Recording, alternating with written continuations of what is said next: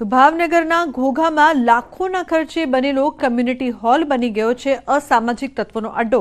6 વર્ષ પહેલા 24.30 લાખના ખર્ચે બનેલો કમ્યુનિટી હોલ ઉદ્ઘાટનના અભાવે ખંડેર બની ગયો છે।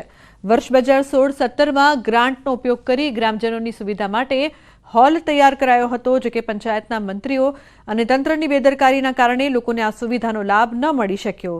હાલ બિલ્ડિંગ ખંડેર બની ગયું છે, હોલના બારી બારણા તૂટી ગયા છે અને મેદાનમાં પણ ઘાસ ઉગી નીકળ્યું છે।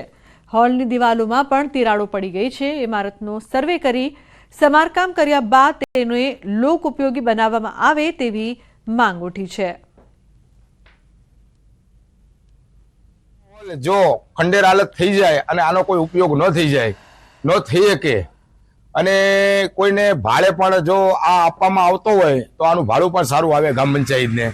તો અમારી આવી એક રજૂઆત છે કે આ કોમ્પ્યુટર હોલ જે છે એ વહેલી તકે ચાલુ થાય અને એને વ્યવસ્થિત કરી અને એનો સદઉપયોગ થાય એવી અમારી એક માંગણી છે। ગ્રામ પંચાયત દ્વારા કોઈ પણ જાતની સાર સંભાળ ત્યાં લેવામાં આવતી નથી, જેથી ત્યાં બાવળિયા ઉગી ગયા છે। લોકોને કંઈ પણ જાતનો ઉપયોગમાં આવતો નથી। ગેરકાનૂની પ્રવૃત્તિઓ પણ અહીંયા થઈ શકે તેવી હાલમાં પરિસ્થિતિ છે ને તે અત્યારે પડી પરિસ્થિતિમાં આવી ગયો છે। ત્યારે માંગ તો એ છે કે ગ્રામ પંચાયત દ્વારા તેમાં કોઈ રિનોવેશન કરવામાં આવે અને ગામને ઉપયોગી થાય। અત્યારે પરિસ્થિતિ છે, અંદર કોઈ જાય એવું છે નહીં ને આવારા તત્વનો અડ્ડા જેખું થઈ ગયું છે। હજી સુધીમાં સરકાર કાંઈ ઉપયોગમાં કરતા નથી। કામ પૂર્ણ થયા અને એટલો સમય થયેલો નથી કે આપણે એ માટે રિપેરિંગનો ખર્ચો કરી શકીએ કે રિપેરિંગ માટે દરખાસ્ત કરી શકીએ। એટલે હાલ એ બંધ હાલતમાં છે અને ઉપરથી છત પણ પડી છે, એટલે હાલ આપણે કોઈ ઉપયોગ કરી શકતા નથી। ત્યાં સ્વચ્છતા જળવાઈ રહે અને આને કંઈક જે કંઈક રિપેરિંગ કરવા ઘટતું માગતું આવતું હોય તો એ પણ અમે એમ કહી છીએ કે એ રિપેરિંગ થઈ જાય વહેલી તકે અને આ પ્રજાના ઉપયોગમાં આવે।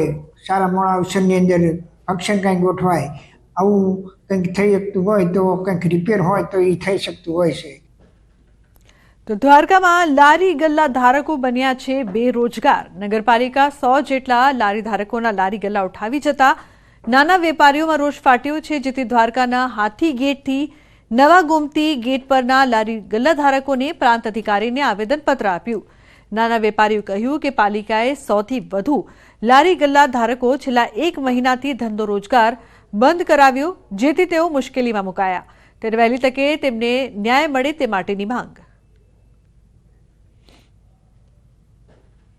નાના ધંધો કરીએ છીએ, બધાના ઘરનું ગુજરાન હલાવી રહ્યા છીએ। બધે સાહેબ કોકે બેંકમાંથી લોન લીધેલી છે, કોકે બીજા આગળથી પૈસા લઈને ધંધો કરે છે। રેકડીઓના સાહેબ હપ્તા ચાલુ છે। અમે અમારા ઘરના ગુજરાન હલાવીએ કે અમારા છોકરાઓને ભણાવીએ, સાહેબ શું કરીએ? બીજા નંબરમાં અત્યારે અમારો સાવ ધંધો બંધ કરી દીધો છે।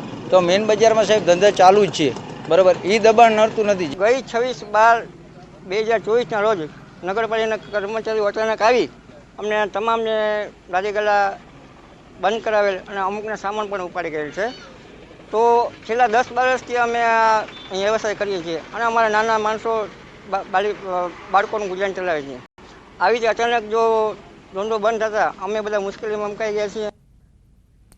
તો વર્ષ 2036ના ઓલિમ્પિકના આયોજનને લઈને કેન્દ્ર સરકારે આદરી છે તૈયારી। ગાંધીનગરના દહેગામના લબાડ ગામમાં રાષ્ટ્રીય રક્ષા યુનિવર્સિટી ખાતે 4 દિવસીય કોન્ફરન્સનું આયોજન કરાયું। તારીખ 27થી 30 જાન્યુઆરી દરમિયાન પ્રથમ આંતરરાષ્ટ્રીય ઓલિમ્પિક રિસર્ચ કોન્ફરન્સનું આયોજન કરાયું, જેમાં કેન્દ્રીય મંત્રી મનસુખ માંડવિયા અને ગૃહરાજ્યમંત્રી હર્ષ સંઘવી હાજર રહ્યા। આ પ્રસંગે મોટી સંખ્યામાં મહાનુભાવો પણ હાજર રહ્યા, જેમાં ઓલિમ્પિકના આયોજન અંગે વિવિધ વિષયો પર ચર્ચા કરવામાં આવી।